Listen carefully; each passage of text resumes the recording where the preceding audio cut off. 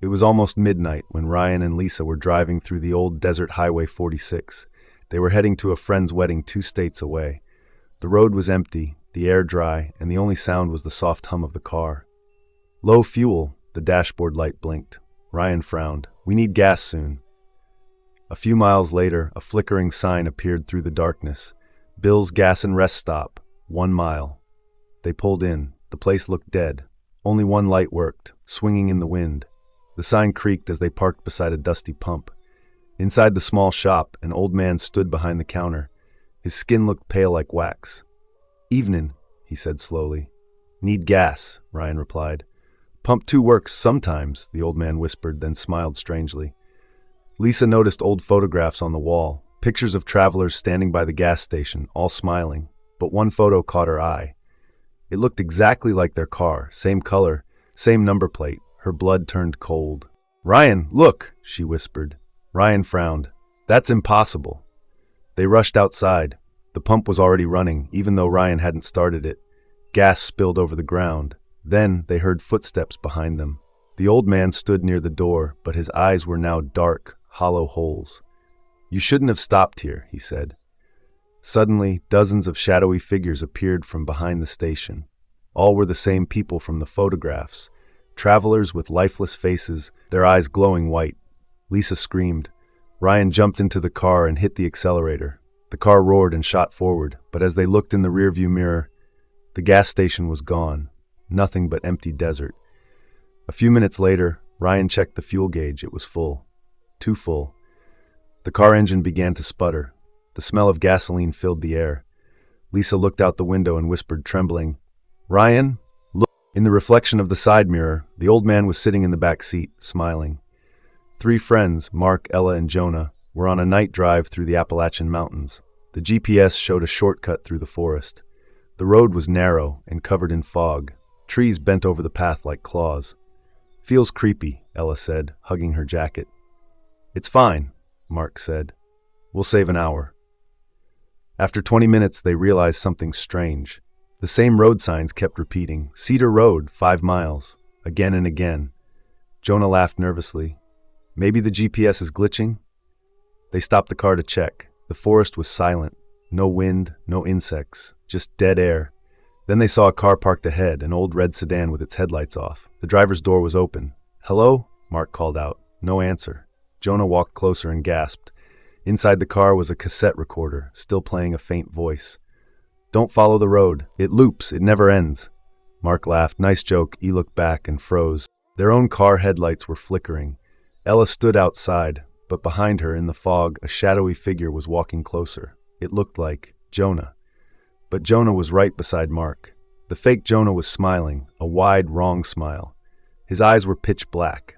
They ran back to their car, slammed the doors, and drove fast. But after a few minutes, the same red sedan appeared again ahead of them. Mark yelled, "What the hell?" They drove past it, only to see it again around the next bend. Over and over. Ella started crying. "We're trapped." Then the voice from their own radio came on, the same one from the cassette. "Don't follow the road. It loops. It never ends." Jonah screamed, "Turn off the car." Mark hit the brakes. The headlights went out. Total darkness. A whisper came from outside, "Welcome to the road that never lets you go." When the police found their car days later, the seats were empty. But on the dashboard, a new cassette was lying there labeled Mark, Ella, Jonah. Darren, a delivery driver, was heading home after a long night shift. It was 2 a.m. He was exhausted but had only 30 miles left. The road was empty, not a single car in sight. He yawned, turned on the radio, and kept driving. Then his phone rang. It was an unknown number. He picked it up. A woman's voice whispered, "Don't look in your mirror." The line cut. He laughed nervously. Probably a prank. But after a few seconds, he glanced at the rearview mirror anyway. Someone was sitting in the back seat. He slammed the brakes, heart pounding. The seat was empty. "Okay, I'm losing it," he muttered. He started driving again. The radio crackled. "Why did you look, Darren?" He turned the radio off, but the voice continued from the back seat. "Stop the car," it said softly. He looked again and saw a woman in a white dress, face pale, eyes black. She was right behind him. He screamed and swerved off the road. The car hit a tree. The windshield shattered. When he opened his eyes, she was gone. The forest was quiet again. He got out, shaking. The car was wrecked, but he was fine. Then he saw another car's headlights coming. A man stopped and asked, "You okay, buddy?" Darren nodded weakly. "I saw someone in my car." The man looked confused. "That's impossible. You were alone when you crashed." He offered Darren a ride. They drove off. Darren stared out the window. The man smiled kindly. Then Darren noticed something in the man's mirror. A pale woman sitting in the back seat again. He froze. The man asked, "You okay?" Darren whispered, "You can't see her?" The man looked confused. "See who?" The woman leaned forward, her cold hand touching Darren's shoulder. "You shouldn't have looked," she whispered. The car crashed into a ditch. When the police arrived, they found two bodies, the driver and Darren, both dead. But a third seatbelt in the back was still buckled. It was raining hard that night when Kevin and his cousin Tom were driving back from a music concert. The road was wet, fog covered the windshield, and thunder rolled across the dark sky. "Man, this road gives me the creeps," Tom said, turning down the radio. Kevin laughed. "It's just a bridge ahead, and then we're almost home." The bridge was old and narrow, a steel structure with no lights. The moment their car entered, the engine sputtered. Then they saw her. A girl in a white dress standing in the middle of the bridge, soaked in rain. Her long black hair covered her face. Kevin hit the brakes. "Hey, are you okay?" he shouted. No answer. Tom whispered, "Don't stop, Kev. She doesn't look right." But Kevin stepped out with an umbrella.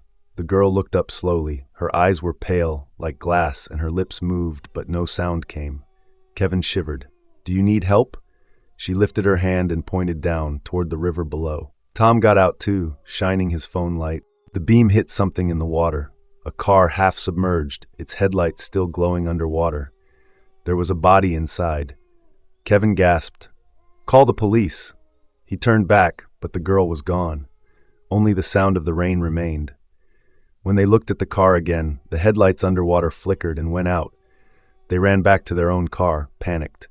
The engine started immediately, as if nothing happened. When they reached the other side of the bridge, Tom finally spoke. "Did you see the car plate?" Kevin frowned. "No, why?" Tom whispered, "It was yours." The next morning, police divers searched the river. They found a white dress and an old wrecked car with Kevin's license plate, registered to a man who had died on that bridge 10 years ago. It was 3:15 a.m. Alex, a taxi driver, was driving alone on a long stretch of Highway 19. His passenger had canceled, but he needed to reach the next town anyway. The night was silent, the air thick with fog. Then suddenly, headlights appeared in his rearview mirror. A massive black truck was tailing him closely, too close. He moved to the side to let it pass, but the truck stayed behind, matching his speed exactly. "All right, man, pass me." Alex shouted through the window. Nothing. The truck's horn blasted, a long, deep, metallic sound that shook the taxi. Alex's heart pounded. He accelerated, 70, 80, 90 miles per hour, but the truck stayed right on him. Then it pulled up beside his car. Alex turned to look, but there was no driver. The cabin was empty. The steering wheel moved on its own. The truck's headlights flickered like eyes. Then, suddenly, it swerved toward him. Alex screamed and turned sharply, his taxi spinning onto a dirt road. The truck roared past and disappeared into the fog. He sat there breathing heavily, hands shaking. A few minutes later, a police car arrived. The officer asked, "You okay?" "You're off the road." Alex nodded weakly. "There was a black truck. It tried to kill me. No driver inside." The officer's face went pale. "You're lucky you're alive." He pointed down the highway. "That truck crashed 15 years ago. The driver burned alive in it. Locals say it still rides the road, looking for company." The officer looked toward the distance. The sound of a horn echoed faintly in the fog. Sophie and her brother David were driving from Chicago to Denver. It was a long trip, and after 12 hours of driving, they were exhausted. "We need a place to crash," Sophie said. David spotted a small wooden sign, Hilltop Motel, vacancy. They turned into a narrow dirt road and reached a tiny old motel with 6 rooms. A woman in a red uniform stood behind the counter, smiling too widely. "2 guests?" she asked softly. "Yes, just for one night," Sophie replied. The woman handed them a rusty key. "Room 3. Please stay inside after midnight." David laughed. "Why?" She only smiled and said, "Because the others come out at night."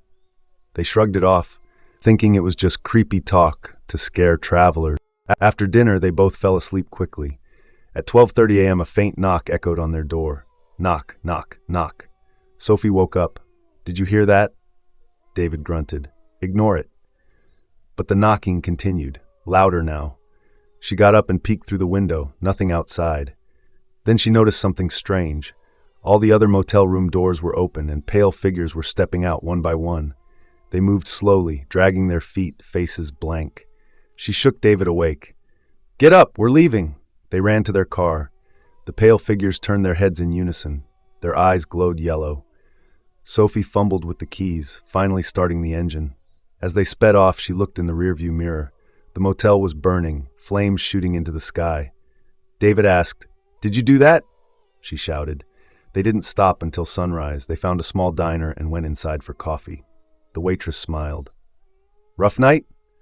Sophie said, "We stayed at Hilltop Motel. That place should be condemned." The waitress froze. "There's no motel on that road," she whispered. "It burned down 20 years ago, with all 6 guests inside." Sophie dropped her cup, trembling. "We were in room 3. The waitress looked at her with wide eyes. "That's the room where the fire started."